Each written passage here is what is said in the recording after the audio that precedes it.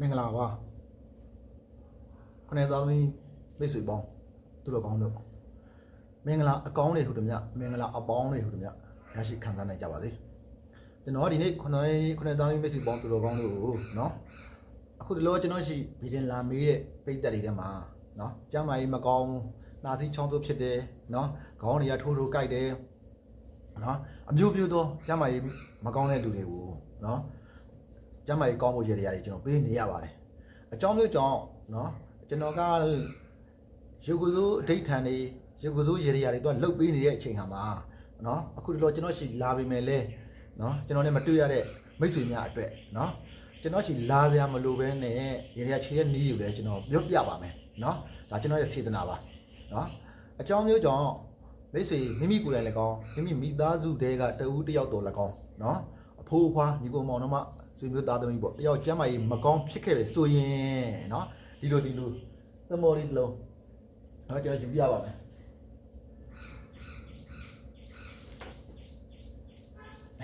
ဒီလိုနော်ဒီသမော်ဒီလုံးဒီသမော်ဒီရဲ့နော်ဒီပတ်ချလက်မှာနော်ကြက်ရှာကိုကြောင်စိုက်ပါနော်ရောင်စုံလေးဆိုပူကောင်းတယ်ရောင်စုံမရှိရင်လည်းရှိတဲ့အဖြူဆိုအဖြူကြီးပဲစိုက်နော်ကြက်ရှာကိုကြောင်စိုက်ပါ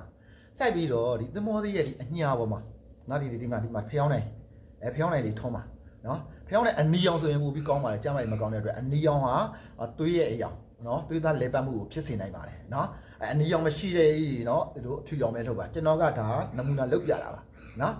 အဲ့တော့ဒီကြက်ရှာလေးဒီမှာနာမည်ရေးပါနော်နိုင်ငံခြားမှာရောက်နေတဲ့လူတွေအတွက်ဆိုရင်တော့ဒီအောက်မှာဒီလိုနာမည်လေးတွေရေးပါနော်ဒီမှာအောက်မှာနာမည်ရေးရတယ်ဒီမှာနာမည်ရေးလို့ရတယ်ပေါ့နော်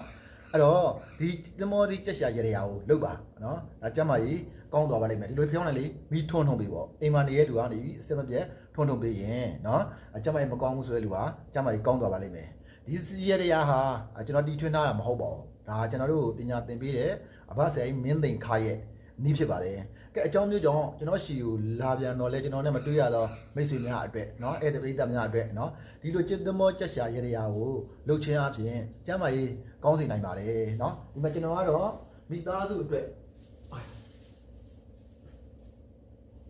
မိကမှာရောက်နေတဲ့မိသားစုတွေအတွက်ကျွန်တော်ကဒီမှာသမောကြက်ရှာရရကျွန်တော်ကလုပ်ပေးထားပါတယ်